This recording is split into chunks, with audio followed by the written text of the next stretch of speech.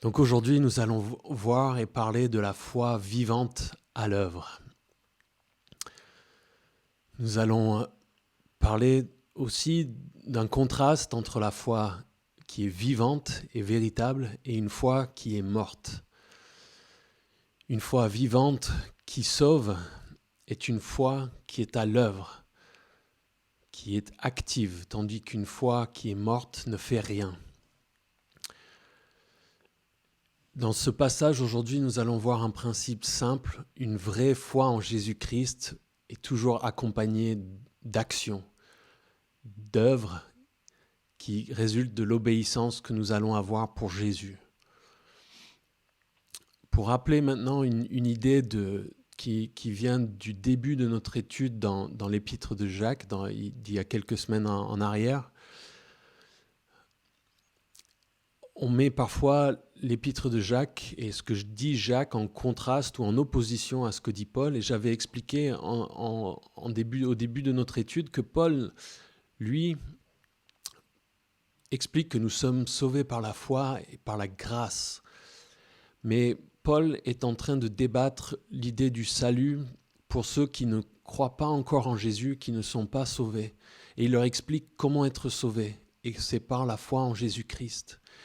Et Jacques, ici dans son épître, parle maintenant aux chrétiens qui sont déjà sauvés, qui sont justifiés par leur foi en Jésus-Christ, et il veut les convaincre qu'ils doivent se comporter d'une certaine manière pour prouver qu'ils sont vraiment sauvés, pour montrer s'ils sont vraiment sauvés, il va y avoir des œuvres qui vont être visibles dans leur vie. Lisons donc ensemble dans Jacques 2, des versets 14 à 26. « Mes frères et sœurs, que sert-il à quelqu'un de dire qu'il a la foi s'il n'a pas les œuvres ? Cette foi peut-elle le sauver ? Si un frère ou une sœur sont nus et manquent de la nourriture de chaque jour, et que l'un de vous leur dise « Partez en paix », mettez-vous au chaud et rassasiez-vous sans pourvoir à leurs besoins physiques, à quoi cela sert-il ? Il en va de même pour la foi. Si elle ne produit pas d'œuvre, elle est morte en elle-même. Mais quelqu'un dira, toi tu as la foi et moi j'ai les œuvres. Montre-moi ta foi sans les œuvres, et moi c'est par mes œuvres que je te montrerai ma foi. Tu crois qu'il y a un seul Dieu ? Tu fais bien. Les démons aussi le croient et ils tremblent. Veux-tu reconnaître, homme sans intelligence, que la foi sans les œuvres est morte ? Notre ancêtre Abraham n'a-t-il pas été considéré comme juste sur la base de ses actes lorsqu'il a offert son fils Isaac sur l'autel ? Tu vois bien que sa foi agissait avec ses œuvres et que par les œuvres, sa foi a été menée à la perfection. Ainsi s'est accompli ce que dit l'Écriture, Abraham eut confiance en Dieu et cela lui fut compté comme justice. Et il a été appelé ami de Dieu. Vous voyez donc que l'homme est déclaré juste sur la base de ses actes et pas seulement de la foi. Rahab, la prostituée, n'a-t-elle pas de la même manière été considérée comme juste sur la base de ses actes lorsqu'elle a accueilli les messagers et les a fait partir par un autre chemin ? En effet, de même que le corps sans esprit est mort, de même la foi sans les œuvres est morte. Amen.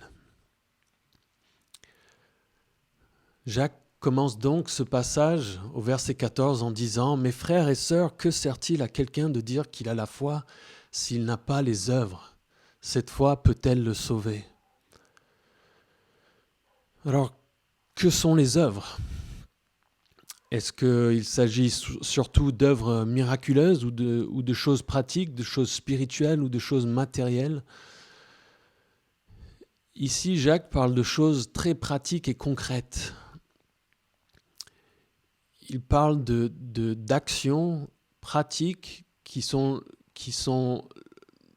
le fruit et la preuve d'une obéissance à Jésus et en grande partie par amour pour Jésus, mais aussi par amour pour nos frères et sœurs dans la foi. Dans les passages précédents, il a déjà parlé de l'idée qu'il fallait s'occuper des veuves et des orphelins. Ensuite, il a parlé du fait qu'il ne fallait pas faire preuve de favoritisme.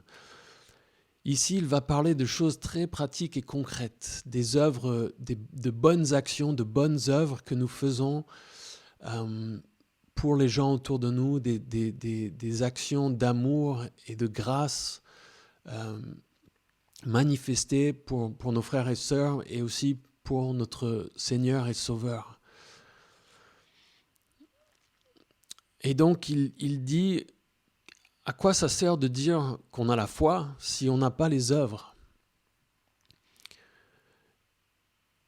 Jacques a parlé de ces œuvres concrètes, comme je viens de le dire, et il a même fini dans le passage que nous avons regardé la semaine dernière en disant qu'on doit faire preuve de compassion comme on espère que Dieu aura compassion de nous. Pourquoi ? Parce que nous sommes appelés à être jugés. C'est les versets 12 et 13 de ce même chapitre. Et en fait, ce qu'il fait ici, c'est il fait un peu comme Paul dans pas mal de ses épîtres et il s'imagine les oppositions ou les objections que les gens pourraient avoir, pourraient lui proposer. Et en quelque sorte, ici, il dit, peut-être que vous vous dites, j'ai pas besoin de me comporter avec une grande compassion, ou peut-être que j'ai pas besoin c'est pas grave si je fais preuve de favoritisme, ou c'est pas grave si je ne m'occupe pas des veuves et des orphelins comme tu le demandes, parce que moi j'ai la foi. Ces gens se disent, Dieu m'acceptera même si je ne fais pas ces bonnes œuvres parce que j'ai la foi. Et Jacques n'est pas d'accord avec ça. Il dit, il est impossible d'avoir une foi vivante, une foi qui va sauver la personne sans qu'il y ait les actions qui vont avec, les œuvres visibles.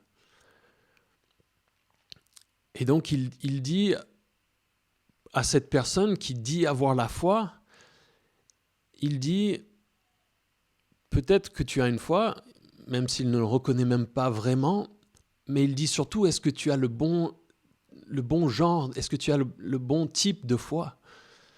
Est-ce que la foi que tu penses avoir, est-ce qu'elle peut te sauver ? Alors ici, j'aimerais faire une petite mise au point concernant la foi et concernant ce que la foi n'est pas, notamment. La foi n'est pas une force, n'est pas une puissance, ça n'est pas une loi qui nous permet d'obtenir quelque chose, ça n'est pas un niveau de force comme quelque chose qu'on aurait, une capacité qu'on aurait sur un jeu vidéo. Ça n'est pas une loi inerte qui dirigerait l'univers et qui pourrait contraindre ou contrôler Dieu. Il est important d'ailleurs de noter que parler de la foi de Dieu, dire que Dieu a besoin de foi est ridicule puisqu'il est Dieu. Ça n'est pas biblique du tout. Et certains mouvements disent que Dieu a utilisé sa foi lorsqu'il a créé le monde. Parler comme ça est une hérésie. Et j'en profite par ailleurs, dans notre contexte local, pour dire que nos paroles ne sont pas créatrices, comme certains peuvent le dire. Nous n'avons pas une force créatrice quand nous parlons ou quand nous disons quelque chose. Proclamer une vérité ne crée rien du tout. La foi chrétienne, la foi dont nous parlons, n'est pas la méthode Coué. Il faut absolument se méfier de ce genre d'enseignement. Ces enseignements viennent d'influences spirituelles nouvel âge, qui n'ont rien à voir avec Jésus et n'ont rien à voir avec la Bible. J'ai partagé par le passé l'image d'un père avec son enfant. Quand un enfant vient demander à son père quelque chose, il le fait en faisant confiance à son père. Il a foi en son père.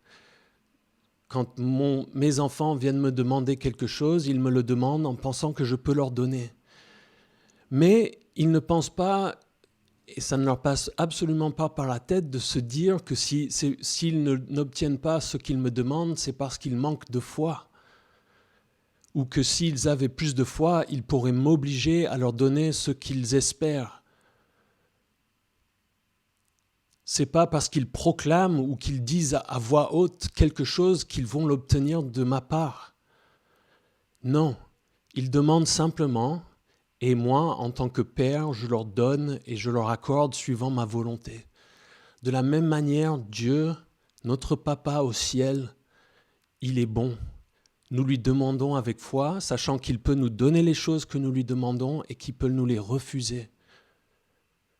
Mais de grâce, faites extrêmement attention à ce genre d'enseignements qui vous disent que notre foi est une force ou quelque chose qui peut contraindre ou si nous avons assez de foi, nous allons forcément obtenir ce que nous demandons.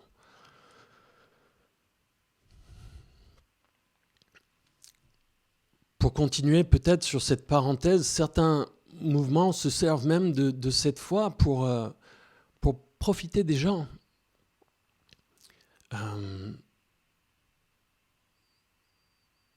Ils vont dire, vous avez des soucis, vous avez des problèmes, vous avez des besoins. Si vous n'avez pas, c'est parce que vous n'avez pas assez de foi.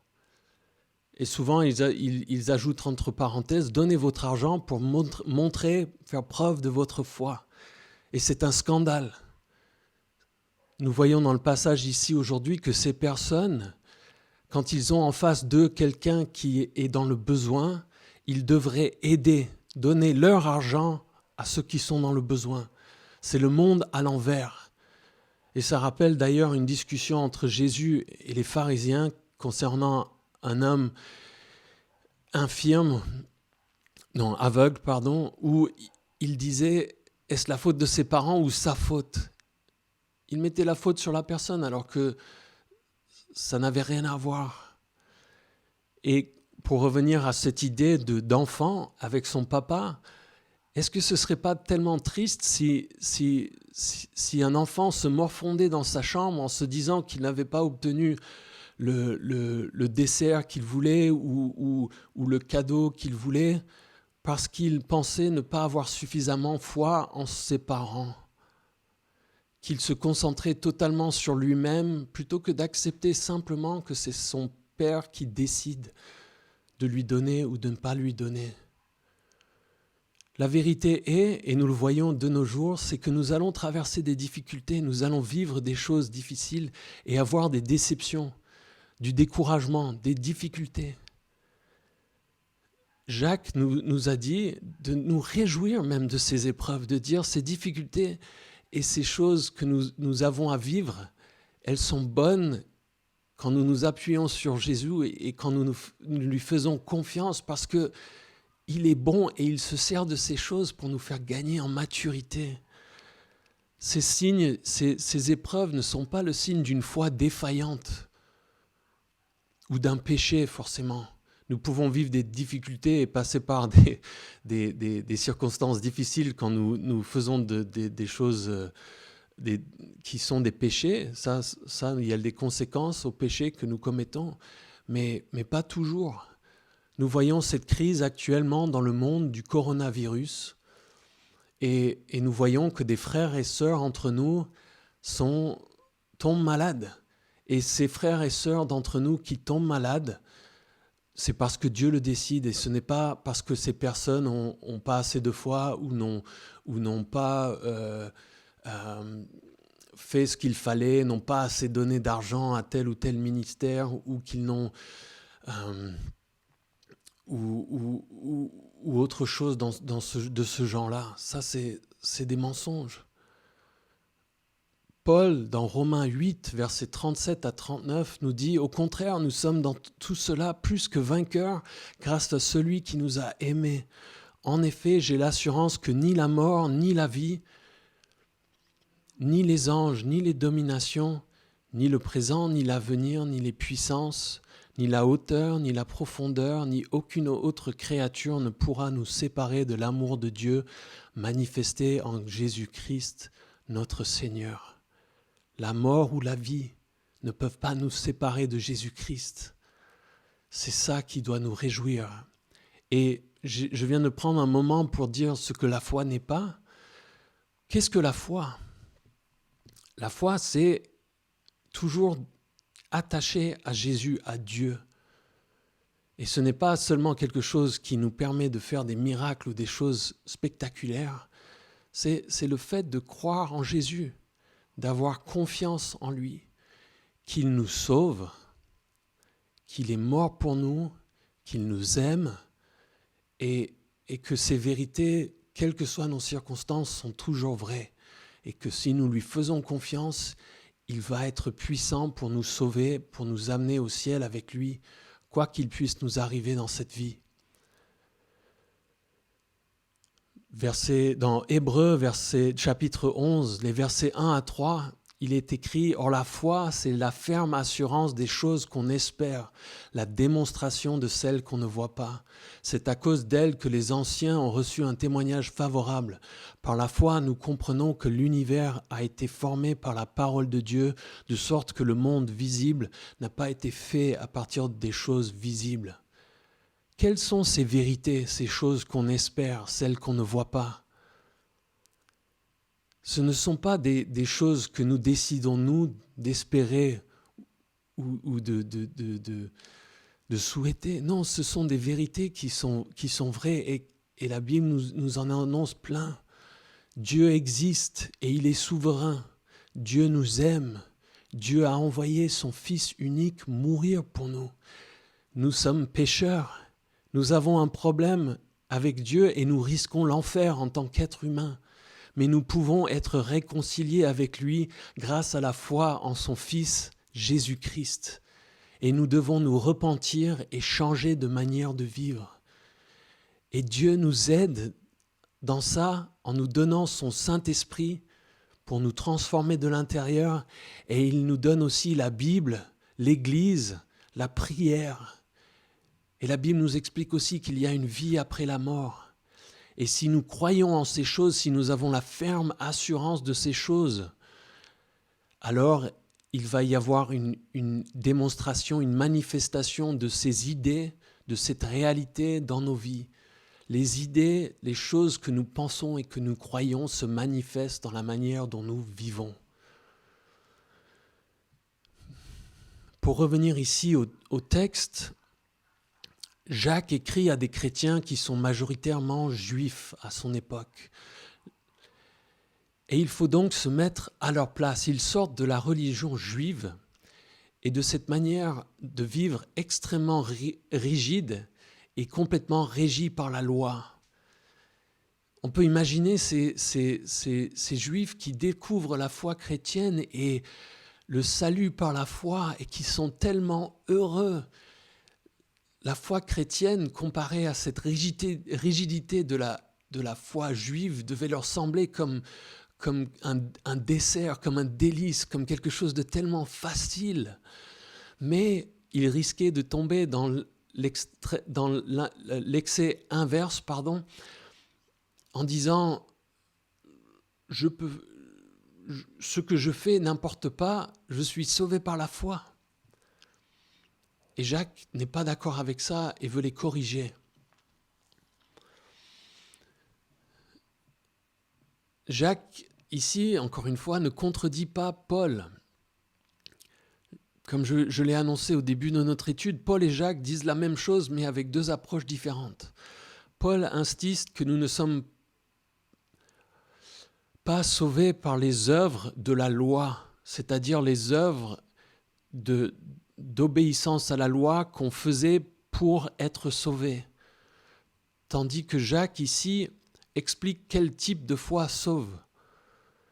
Nous sommes sauvés par la grâce au moyen de la foi et pas par les œuvres de la loi. Mais une foi qui sauve sera accompagnée d'œuvres bonnes. On peut opposer l'idée d'œuvres de la loi qui sont faites pour être justifiés, pour être sauvés, c'est les œuvres dont parle Paul, tandis que Jacques nous parle des bonnes œuvres que nous faisons par amour pour Dieu et pour Jésus. La foi seule sauve. Mais la foi qui sauve n'est pas seule, elle sera toujours accompagnée d'œuvres. Paul, d'ailleurs, a souvent défendu le même point que Jacques, en disant que les bonnes œuvres vont montrer le caractère de notre foi. Dans Éphésiens 2, les versets 8 à 10, Paul dit, en effet, c'est par la grâce que vous êtes sauvés par le moyen de la foi. Et cela ne vient pas de vous, c'est le don de Dieu. Ce n'est pas par les œuvres, afin que personne ne puisse se vanter. En réalité, c'est lui qui nous a fait. Nous avons été créés en Jésus-Christ pour des œuvres bonnes que Dieu a préparées d'avance afin que nous les pratiquions. Et nous voyons donc que Paul, dans Éphésiens 2, ces versets 8 à 10, oppose déjà les œuvres de la loi aux bonnes œuvres que Dieu a préparées d'avance pour nous afin que nous les pratiquions. Dans Tite, chapitre 3, verset 8, Paul dit aussi « Cette parole est certaine et je veux que tu te montres affirmatif là-dessus afin que ceux qui ont cru en Dieu s'appliquent à pratiquer de belles œuvres. Voilà ce qui est bon et utile aux hommes. » Et donc ici, quand Jacques demande « Cette foi peut-elle le sauver ?» Cette foi que cette personne dit avoir, il est en train de demander est-ce que ce type de foi peut vraiment sauver une foi qui n'a pas de bonnes œuvres qui l'accompagnent. On pourra noter d'ailleurs que Jacques n'admet pas que cette personne est véritablement la foi, une foi vivante qui la sauve, seulement que cette personne dit avoir la foi. Et donc au verset 15, il dit « Si un frère ou une sœur sont nus et manquent de la nourriture de chaque jour, et que l'un de vous leur dise « Partez en paix, mettez-vous au chaud et rassasiez-vous, sans pourvoir à leurs besoins physiques, à quoi cela sert-il » Il va donner ici un exemple de foi morte. Un frère ou une sœur nue et manquant de nourriture.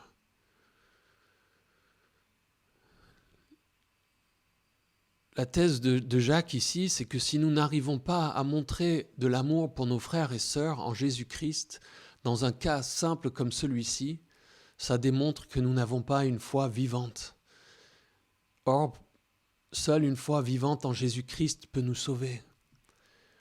Ces deux problèmes qu'il aborde ici, la nudité et le manque de nourriture, recouvrent en quelque sorte tous les besoins de base des êtres humains.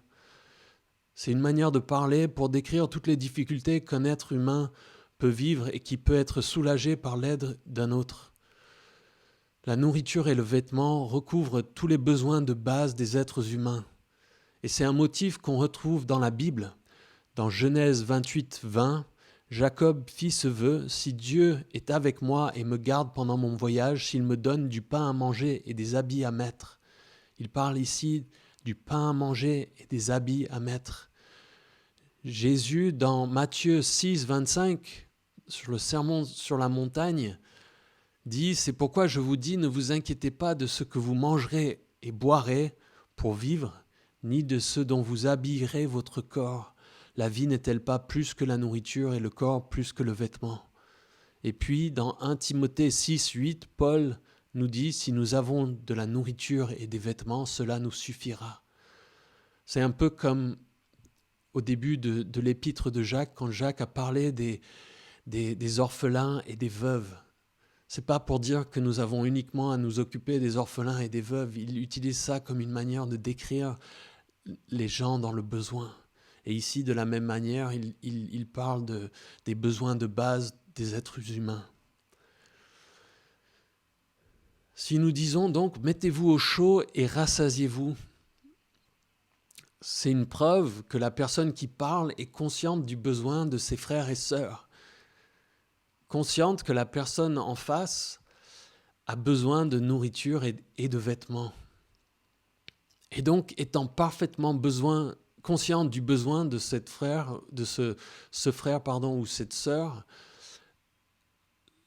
on n'offre que quelques mots religieux.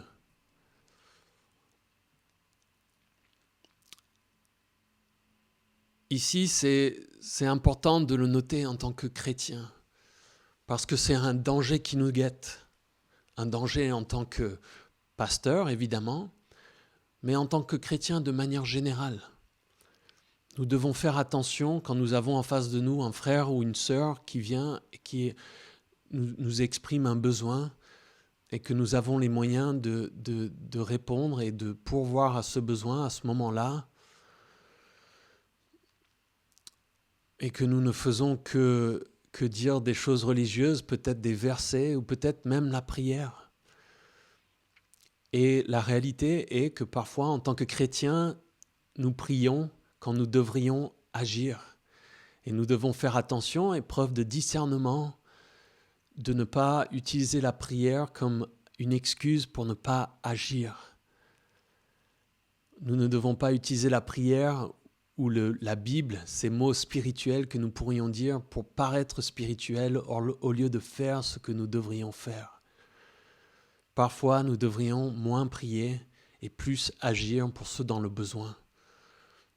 En ce moment, avec la crise que nous voyons, est-ce que nous allons, quand les gens sont dans le besoin autour de nous, agir?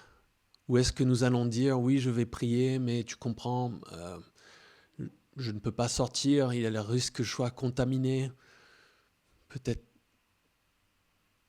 la police va peut-être me mettre une amende. Ça montre un cœur dur. Si nous avons un frère et une sœur qui nous expriment un besoin et que nous sommes capables de répondre à ce besoin, agissons. En ce moment, c'est un moment excellent pour mettre en pratique ces paroles. Pour revenir sur quelque chose que je vous disais plus tôt, encore une fois, il y a des mouvements religieux qui se disent chrétiens, qui vont encore plus loin dans l'hypocrisie, qui non seulement disent des spiritualités, des choses religieuses pour ne pas répondre, pour ne pas agir, mais qui vont plus loin et qui disent, si vous voulez avoir ce dont vous avez besoin, donnez de votre argent, montrez votre foi et Dieu s'occupera de vous. C'est complètement à l'envers. C'est une honte que des prédicateurs puissent parler ainsi. C'est un retour au réflexe des pharisiens. Jésus l'a expliqué dans Marc 7, les versets 10 à 12, où il dit, en effet, Moïse a dit, « Honore ton père et ta mère, et celui qui maudira son père ou sa mère sera puni de mort. Mais d'après vous, si un homme dit à son père ou à sa mère, ce dont j'aurais pu t'assister est korban, c'est-à-dire une offrande à Dieu, alors il ne peut plus rien faire pour son père ou pour sa mère. » Ces personnes devraient donner au lieu d'extorquer de l'argent aux gens.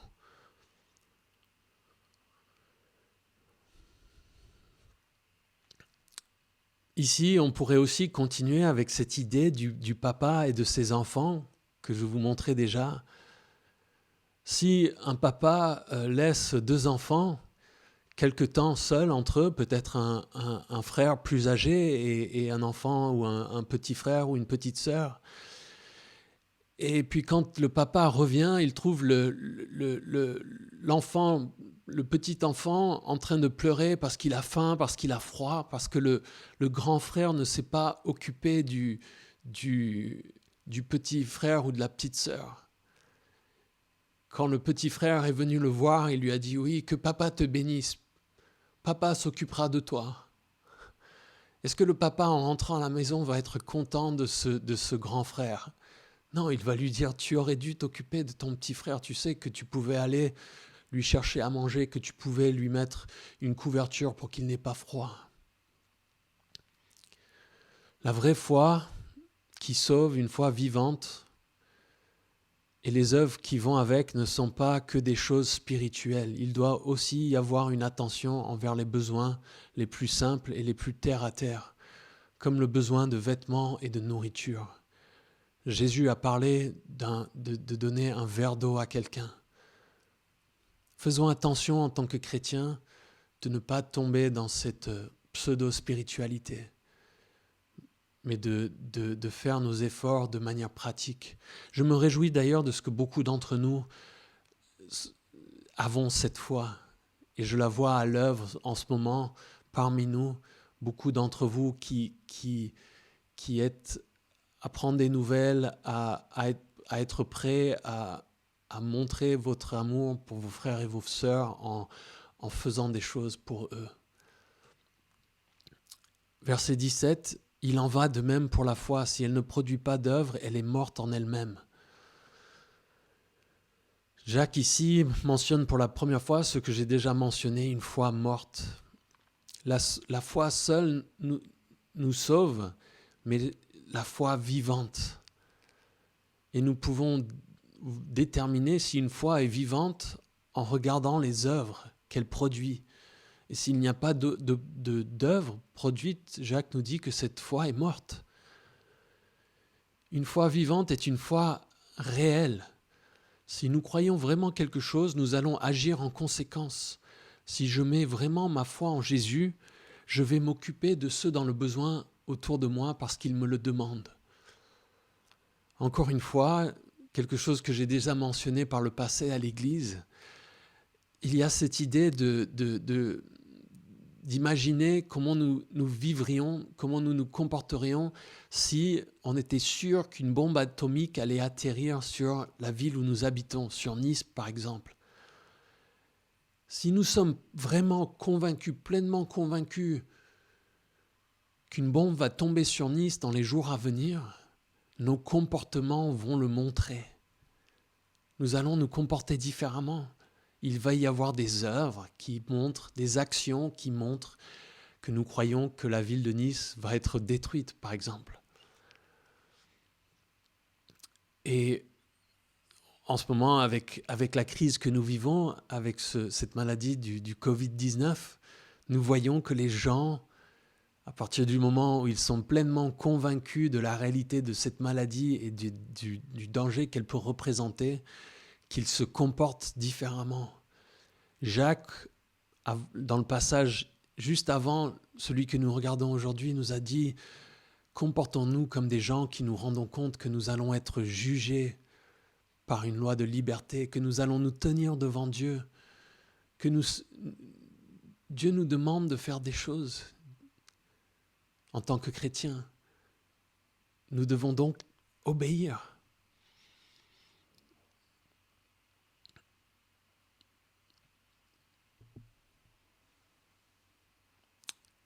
Pour peut-être dire une phrase qui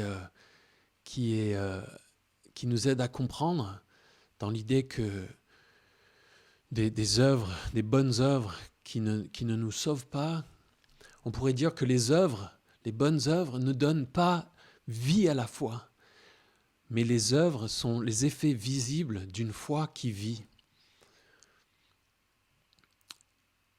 Jacques continue au verset 18 en disant « Quelqu'un dira, toi tu as la foi et moi j'ai les œuvres. Montre-moi ta foi sans les œuvres et moi c'est par les œuvres que je te montrerai ma foi. » Ici, il vient sur une autre objection que quelqu'un pourrait lui faire et dire, pour reformuler, on pourrait dire toi tu exprimes ta foi par des œuvres, des bonnes œuvres, mais moi, non. Pour utiliser une manière de parler que nous avons parfois en tant que chrétiens, on pourrait dire, moi j'ai le don de la foi, mais toi tu as le don des œuvres, entre guillemets. Et moi, j'ai pas ce don, donc voilà, j'ai pas besoin d'avoir d'œuvres. Mais Jacques dit, alors montre-moi ta foi.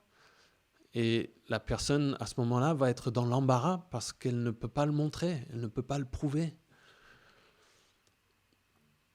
Pour voir la foi de quelqu'un, pour déterminer si elle est vivante, si elle est vraie, si elle est valable, il doit y avoir des œuvres. Leur manière de vivre va le montrer. La réalité d'une foi vivante peut être démontrée par les œuvres qui l'accompagnent. Et Jacques va continuer ici avec une idée extrêmement forte en disant « Tu crois qu'il y a un seul Dieu ? Tu fais bien, les démons aussi le croient et ils tremblent. » Ici, il utilise une expression qui faisait la fierté des Juifs, cette expression de la foi en un seul Dieu unique que les Juifs utilisaient pour montrer qu'ils étaient différents des autres peuples, quelque chose qui faisait leur fierté. Et Jacques ici veut enfoncer le clou. Il dit les démons ont une foi morte en Dieu. Ils croient entre guillemets en Dieu, et notamment Jésus. Mais cette foi n'est d'aucune utilité aux démons. Cette foi n'est pas la vraie foi qui sauve, Et c'est prouvé par le fait que les démons ne font pas ce que Dieu veut. Ils n'ont pas les œuvres qui accompagnent une foi vivante. Et c'est d'ailleurs une mise en garde contre une connaissance purement intellectuelle de Dieu. Il faut noter que Satan Satan maîtrise parfaitement la théologie. C'est quelque chose qui devrait nous faire réfléchir.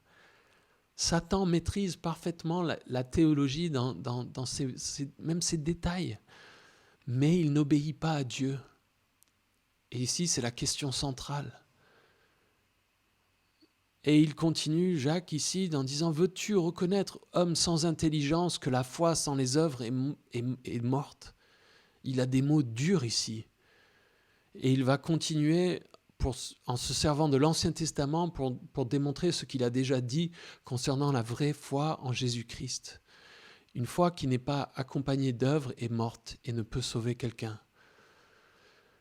Verset 21, notre ancêtre Abraham n'a-t-il pas été considéré comme juste sur la base de ses actes lorsqu'il a offert son fils Isaac sur l'autel ? La Bible nous explique et nous dit que Abraham a été justifié par la foi bien avant ce sacrifice, entre guillemets, d'Isaac. Et si vous êtes intéressé, vous pouvez le retrouver dans Genèse 15 au verset 6. Mais son obéissance en offrant Isaac sur l'autel, en étant prêt à le faire, montre qu'il faisait vraiment confiance à Dieu. Et Jacques, ici, considère même qu'Abraham a offert son fils Isaac, même si dans l'histoire, dans l'Ancien Testament, un ange l'arrête avant qu'il ne tue vraiment son fils. Mais dans l'intention d'Abraham, dans son cœur, il avait pris la décision en lui-même déjà. Il aurait sûrement été au bout de son action si Dieu ne l'avait pas fait arrêter par cet ange. Et pour Abraham, en quelque sorte, son fils était déjà mort à ses yeux lorsqu'il l'a placé sur l'autel. Et verset 22, Jacques continue donc en disant « Tu vois bien que sa foi agissait avec ses œuvres et que par les œuvres, sa foi a été menée à la perfection. » La foi et les œuvres ont collaboré chez Abraham. S'il n'avait pas cru en Dieu, il n'aurait jamais pu lui obéir. Et de la même manière, sa foi a été éprouvée, complétée, rendue parfaite par son obéissance en acte, en œuvre.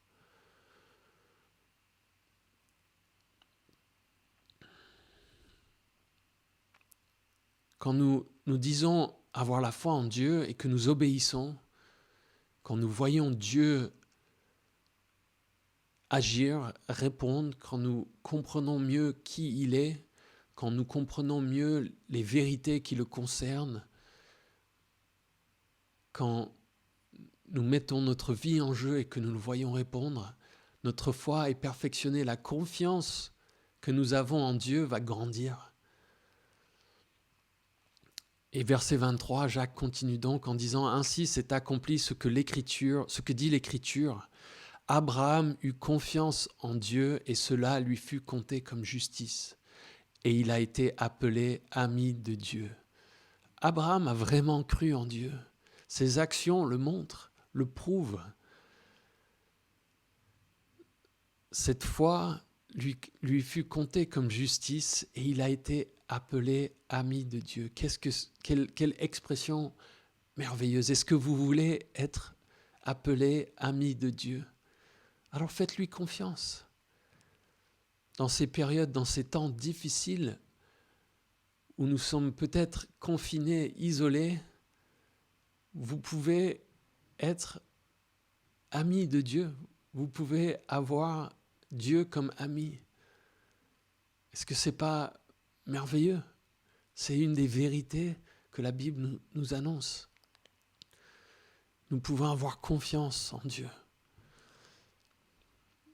Verset 24, Jacques continue, « Vous voyez donc que l'homme est déclaré juste sur la base de ses actes et pas seulement de la foi. » Une foi qui est morte et qui n'est pas accompagnée d'œuvres ne va pas permettre à un homme d'être déclaré juste. Seule une vraie foi vivante qui se manifeste en action, en bonnes œuvres, va permettre à un homme d'être déclaré juste. L'homme est déclaré juste ici dans l'expression que nous présente Jacques. Il est déclaré juste sur la base de ses actes parce que ses actes prouvent que sa foi est vivante.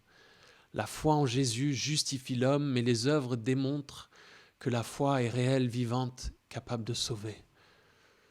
Les œuvres doivent être visibles chez quelqu'un qui a une foi vivante en Jésus-Christ parce que cette personne est devenue une nouvelle créature. C'est ce que nous dit 2 Corinthiens 5, 17. S'il n'y a pas de preuve d'une vie nouvelle, d'un changement dans nos vies, alors c'est que la foi n'est pas véritable, n'est pas salutaire. Le prédicateur Spurgeon disait dans une formule que je trouve très à propos, « La grâce qui ne change pas votre vie ne sauvera pas votre âme. » La grâce qui ne change pas votre vie ne sauvera pas votre âme. Jacques continue au verset 25 avec l'exemple de Rahab. Il dit « Rahab, la prostituée, n'a-t-elle pas de la même manière été considérée comme juste sur la base de ses actes, lorsqu'elle a accueilli les messagers et les a fait partir par un autre chemin ?» Jacques a utilisé précédemment un exemple purement juif avec Abraham, le père des Juifs, quelqu'un qui faisait leur fierté. Mais maintenant, il va utiliser un autre exemple, Rahab, qui était une non-juive, prostituée, et qui habitait dans la ville de Jéricho. Et vous pouvez aller lire l'histoire la concernant dans Josué 2. Elle a accueilli des espions du peuple juif qui étaient venus voir la ville de Jéricho, et elle les a cachés et leur a permis de repartir sains et saufs. Et elle avait exprimé sa foi et le fait qu'elle croyait dans le Dieu du peuple d'Israël. Et sa foi à Rahab était réelle, était vivante, et c'est prouvé parce que cette foi qu'elle avait dans le Dieu d'Israël lui a fait agir. La foi de Rahab était réelle, vivante. Elle aurait pu croire dans le Dieu d'Israël, dire les choses qu'elle dit, si vous voulez aller regarder, c'est dans Josué 2, les versets 8 à 13, mais elle ne lui aurait été d'aucune utilité si elle n'avait rien fait avec cette foi, si elle n'avait pas agi en conséquence. Ici, Jacques sent sans doute le besoin peut-être de choquer, de secouer un peu ces chrétiens juifs. Ils avaient peut-être un problème de fierté, ou peut-être un problème de favoritisme face aux chrétiens d'origine non juive qui commençaient à faire partie de l'Église. Et ici, il utilise au même niveau un exemple entre Abraham et Rahab. Et c'est très fort. Mais donc Rahab aussi, de la même manière qu'Abraham a été justifié par sa foi, et cette foi s'est manifestée et est visiblement vivante et salutaire parce qu'elle a les actions qui vont avec, qui démontrent que sa foi est vivante. Verset 26, « En effet, de même que le corps sans esprit est mort, de même la foi sans les œuvres est morte. »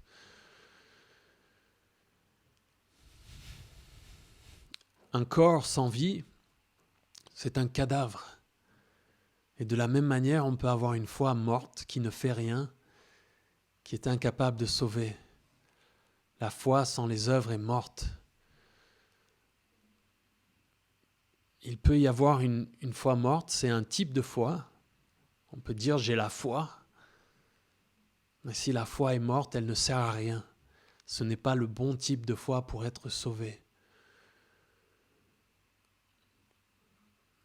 C'est ce que dit Jacques. En effet, de même que le corps sans esprit est mort, de même la foi sans les œuvres est morte. Nous avons besoin d'une foi vivante.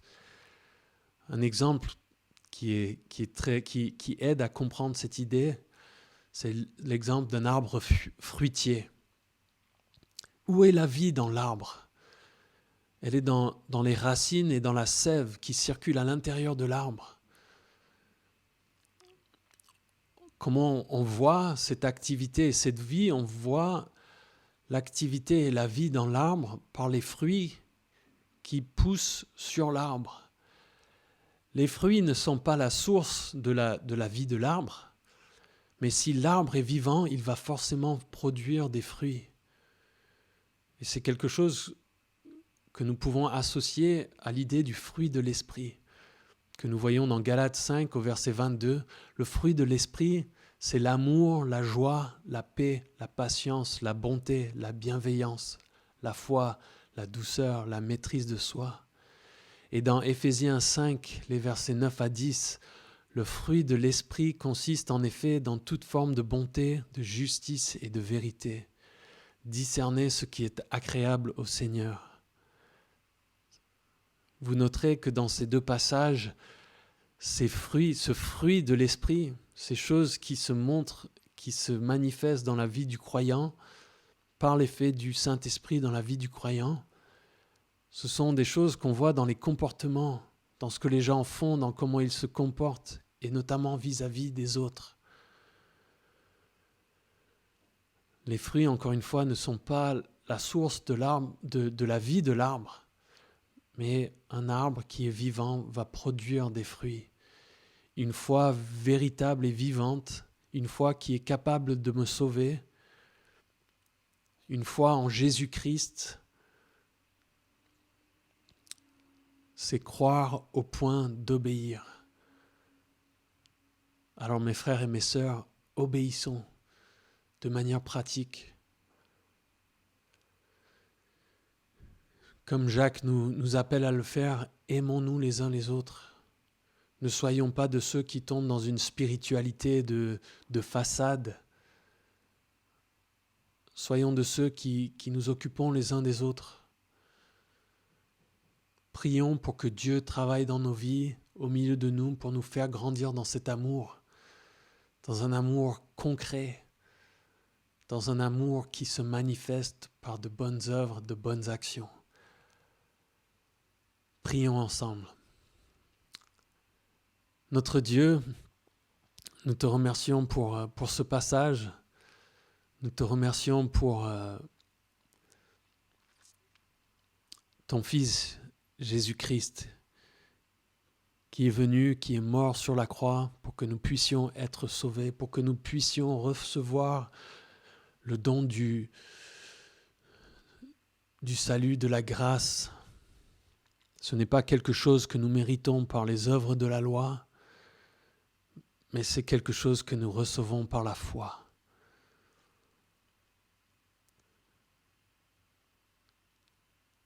Fais grandir cette foi vivante dans nos cœurs par ton Saint-Esprit et fais-nous grandir dans notre obéissance à ta parole, dans les bonnes actions que nous faisons, dans les choses que nous faisons qui montrent et qui démontrent une foi vivante et véritable dans nos cœurs. Je te remercie, mon Dieu, pour ce temps avec mes frères et sœurs. Et même si, par certains côtés, je suis attristé par la situation que nous vivons actuellement, je te demande de m'aider et de nous aider à nous réjouir de l'épreuve que nous traversons tous ensemble parce qu'elle nous permet de grandir et de gagner en maturité quand nous nous appuyons sur toi, quand nous te faisons confiance. Alors nous voulons te faire confiance et nous voulons t'obéir. Merci pour ce temps ensemble et merci pour ta parole, notre Dieu. Que tu sois glorifié, que tu sois content de ce qui se passe et de ce que tu vois, de ce qui se manifeste dans nos vies. En ton nom je prie, mon Dieu. Amen.